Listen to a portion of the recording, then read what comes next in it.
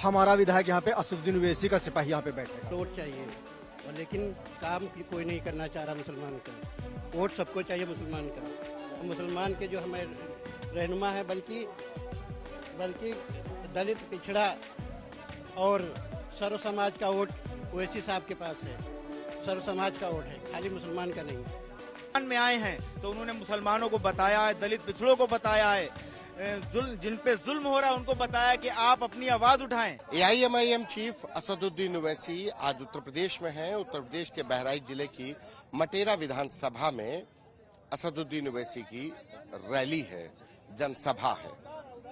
मैं उस जनसभा पर मौजूद हूँ। पहले आपको तस्वीरों के जरिए दिखाते हैं कि लोगों का आना शुरू हो गया है। 5 बजे का कार्यक्रम, लगभग असदुद्दीन ओवैसी के आने में करीब 6 से 7 बजे के लगभग उम्मीद है कि वो यहाँ पर आएंगे। ये रैली है। मटेरा विधानसभा की बात करें तो ये मटेरा विधानसभा बहराइच जिले में 2008 के परसीमन के बाद से इस सीट पर लगातार समाजवादी पार्टी का कब्जा रहा है।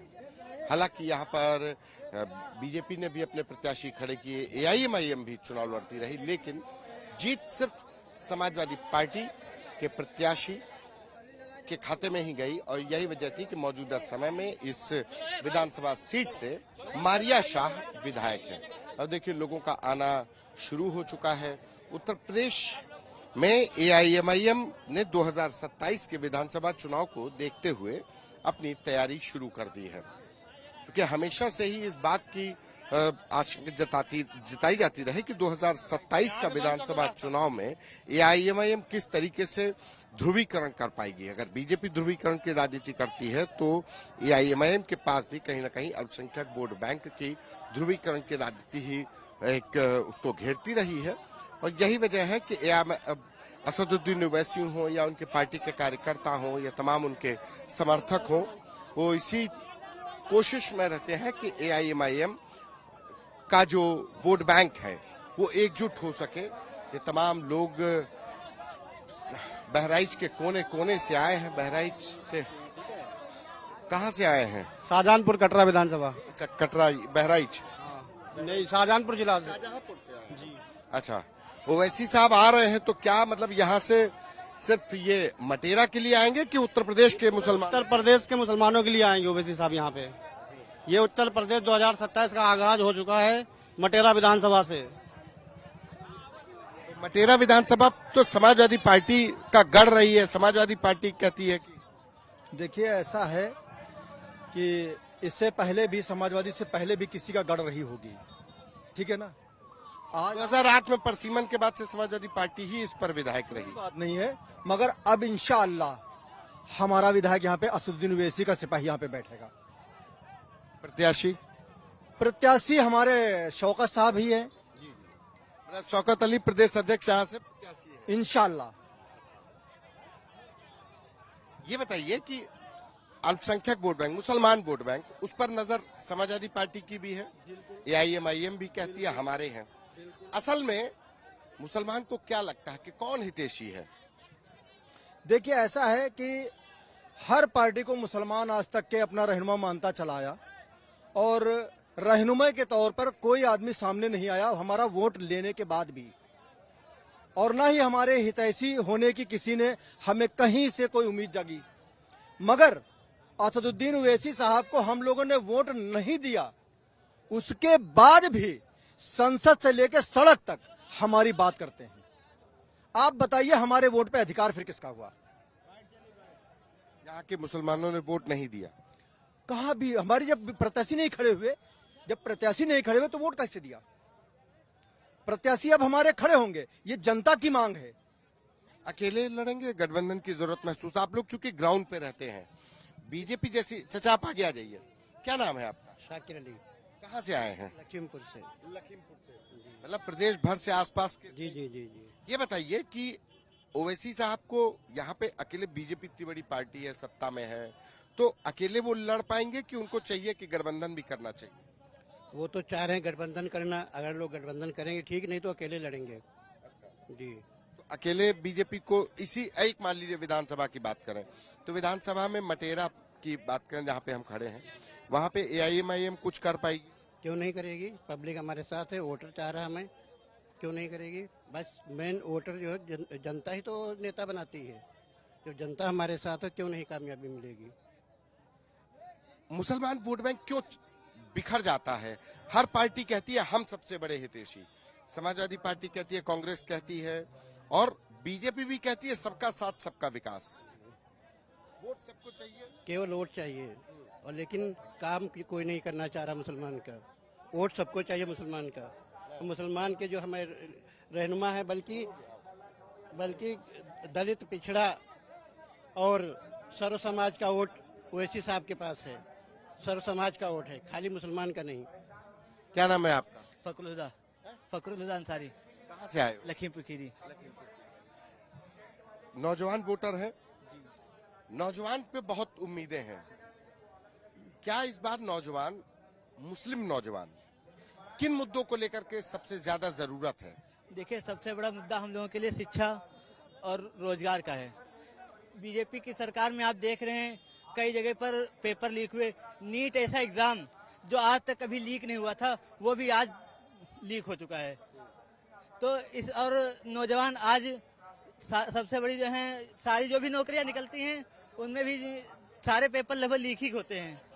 ये भाजपा की सरकार एक लीक सरकार कही जा सकती है नौजवानों के लिए। लेकिन अगर बात करें AIMIM की बात करें या दूसरी पार्टियों की बात करें तो दूसरी पार्टियों से आपको क्या उम्मीद है, क्या करेंगे? AIMIM अगर मान लीजिए विधायक हो जाते हैं तो क्या मांगेंगे? देखिए, विधायक होने पर लोकल के मुद्दे रहते हैं। हम जब सत्ता में आएंगे तो हम कुछ कर सकते हैं, तो इसलिए हम लोग पहले तैयारी कर रहे हैं सत्ता में आने के लिए, हिस्सेदारी के लिए। तो आगे का सत्ता में अकेले आ पाएंगे कि गठबंधन की जरूरत में? बिल्कुल आ सकते हैं, गठबंधन की भी जरूरत पड़ सकती है तो हम लोग साथ में भी आ सकते हैं। अभी बहुत से ऐसे उदाहरण हैं जहाँ पे 2-4 विधायकों की भी कमी हुई है तो वो किसी ने भी पूरे किए। तो हो सकता है इस तरीके से भी हम लोगों की जरूरत पड़ जाए। तो इस वजह से हम लोग हमेशा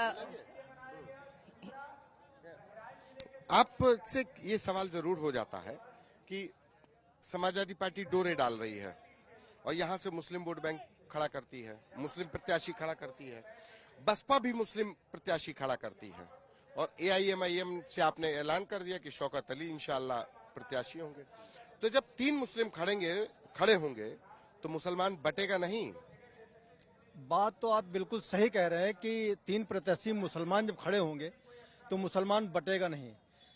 देखिए, हमारे बैरिस्टर असदुद्दीन ओवैसी साहब जो है, आज तक के जो भी मामला हुआ, शोषित वंचित दलित किसी का भी मामला हुआ, मुसलमान का या हिंदू का, आप एक ऐसा मामला बता दीजिए हिंदुस्तान के अंदर में जिस मामले को असदुद्दीन ओवैसी साहब ने संसद से लेकर सड़क तक ना उठाया हो। इसलिए हमारे साथ सर्वधर्म है, सारी जनता हमारे साथ है। मुस्लिम वोट बैंक छटकेगा नहीं? इंशाल्लाह बिल्कुल नहीं चिटकेगा। वो खुद आंखें बिछा के बैठा हुआ है, किस वक्त कैंडिडेट आए पलके बिछा के बैठा इंतजार कर रहा है। मुस्लिम कैंडिडेट का इंतजार कर रहा है या AIMIM? असदुद्दीन ओवैसी साहब का कैंडिडेट कोई भी हो, वो मुसलमान हो, दलित हो, हिंदू हो, ठाकुर हो, पंडित हो, कोई भी असदुद्दीन ओवैसी साहब का झंडा लेके पहुंच जाएगा। हम उसके स्वागत के लिए खड़े हुए हैं। अखिलेश यादव फिर क्या करेंगे? हाँ? अखिलेश यादव क्या करेंगे? अखिलेश यादव, देखिए, अखिलेश यादव की नीति तो आप लोगों को सबको पता है। अब जग जाहिर हो चुका है मामला भाई, अब वो बंद बस्ते में नहीं है। अब आवाम जो है जागरूक हो चुकी है। जब तक आवाम ने कान बंद रखे थे, आंखें बंद रखी थी, क्या समझे, और उस वक्त हमारे पास कोई ऑप्शन नहीं था। अब जो है बलगलाने वाले लोग भी हमसे बहुत दूर रहते हैं, क्योंकि वजह ये है अब उनसे अच्छा हम खुद बोल लेते हैं। तो बोलने से कहीं वोट बैंक मिलता है? हाँ जी बिल्कुल, जब आप हक की आवाज बोलेंगे तो आपको वोट भी मिलेगा, सपोर्ट भी मिलेगा। अखिलेश यादव का क्या होगा? दरी बिछाएंगे, दरी बिछाएंगे।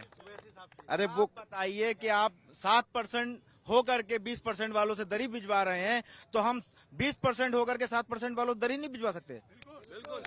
अरे MIM ये एक चीज ये बताइए कि जैसे ये वोट बैंक की राजनीति है, वोट बैंक हर आदमी तो मुसलमानों पे डोरे डाल रहा है, तो कहाँ जाएगा? उसके लिए धर्म संकट नहीं है कि एक तरफ अखिलेश यादव भी कह रहे हैं, ओवैसी बड़े नेता हैं, देश में बड़े नेता हैं, लेकिन उत्तर प्रदेश में तो अभी अस्तित्व की लड़ाई है, आपको इस्टेब्लिश होना है। अखिलेश यादव जी का जो वोट है, खुद का बैंक वोट, यादव समाज, वो कहाँ है? मान्यवर आप हमसे अच्छी तरीके से जानते हैं। वो कहाँ है? वो बीजेपी में है, वो बीजेपी में है। जब उनके पास खुद के पास कुछ नहीं है। वो तो कह रहे हैं एमवाई फैक्टर हमारा। देखिए पीडीए का फार्मूला, का मतलब क्या है? देखिए पीडीए का फार्मूला फेल हो चुका है फुल तरीके से। मैं आप पिछड़ा दलित अल्पसंख्यक, देखिए मेरी बात सुनिए, आपने बरसों मुसलमानों को बीजेपी का डर दिखा करके, लेकिन हमारे सदर ओवैसी साहब जब मैदान में आए हैं तो उन्होंने मुसलमानों को बताया है, दलित पिछड़ों को बताया है, जिन पे जुल्म हो रहा है उनको बताया कि आप अपनी आवाज उठाएं। और आवाज उठाने से ये लोग डरते हैं कि आवाज अगर कोई उठा देगा तो सबको खबर हो जाएगी कि ये साले चोर हैं, सब ये साले डाकू हैं। पीडीए का बता रहे। पीडीए का मतलब है टी से परिवार, ए से अखिलेश, डी से डिम्पल। पीडीए का मतलब ये है, उसमें ना मुस्लिम है ना दलित है, कुछ है नहीं, उनका परिवार ही रह गया पीडीए में, बाकी कोई है नहीं। वो तो कह रहे हैं पिछड़ा दलित अल्पसंख्यक हमारा। खाली नाम का पीडीए है, उसमें कोई मुसलमान का है उसमें। अल्पसंख्यक तो है ही है। अरे भाई मुसलमान कहाँ गया? अरे फिर वही बात है, पीडीएम करना चाहिए ना। पीडीए का मतलब मुसलमान कहाँ है? मुसलमान कहाँ मान्यवर? अल्पसंख्यक में वो सबको जोड़। नहीं मान्यवर, हम नहीं मानते। हम पीडीएम अगर होगा, पिछड़े में तो वो कह देते हैं पिछड़े में पंडित भी हैं। नहीं मान्यवर, हम एम जब लगेगा तब हम मानेंगे। जी एक आखिरी सवाल चाचा, इस बार वास्तव में कुछ चमत्कार होगा? बीजेपी रहेगी या जाएगी? बीजेपी रहे या जाए, लेकिन हमारे वैसे साहब आएंगे इंशाल्लाह। तो ये देखिए, ये तमाम लोग यहाँ पे रैली में संबोधित शामिल होने के लिए आए हैं और ये यहाँ पर इस तरीके से ये लगा दिया गया है बैरिकेडिंग। थोड़ी देर में ओवैसी यहाँ पर आएंगे और ओवैसी आकर मटेरा विधानसभा बहराइच जिले की यहाँ से अपने चुनावी अभियान का एक तरीके से आगाज करेंगे। बहराइच से कैमरा पर्सन संजय के साथ संतोष कुमार, यूपी का।